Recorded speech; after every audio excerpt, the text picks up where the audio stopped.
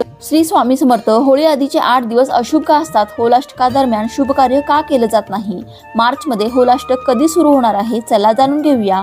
होळीच्या 8 दिवस आधीच फाल्गुन अष्टमीलाच होलाष्टक सुरू होतं. यंदा 17 मार्च 2024 पासून ते 24 मार्च पर्यंत होलाष्टक चालेल. होलाष्टक अशुभ मानलं जातं, म्हणून होलाष्टकादरम्यान 16 विधीसह कोणतेही शुभ कार्य करण्यास मनाई आहे. शिवाय या काळात आशीर्वादही निरुपयोगी ठरतात अशी धार्मिक धारणा आहे. पौराणिक कथेनुसार होळी आधीचे 8 दिवस यातनेचे दिवस मानले जातात. शिवाय ज्योतिषशास्त्रानुसार होलाष्टकाच्या वेळी सर्व 8 ग्रहांची प्रकृती हिंसक बनते. यावेळी ग्रहांचाही अशुभ प्रभाव असतो. या ग्रहांच्या कमकुवतपणामुळे माणसाची निर्णय क्षमता बिघडते. त्यामुळे माणूस स्वभावाच्या विरुद्ध निर्णय घेतो.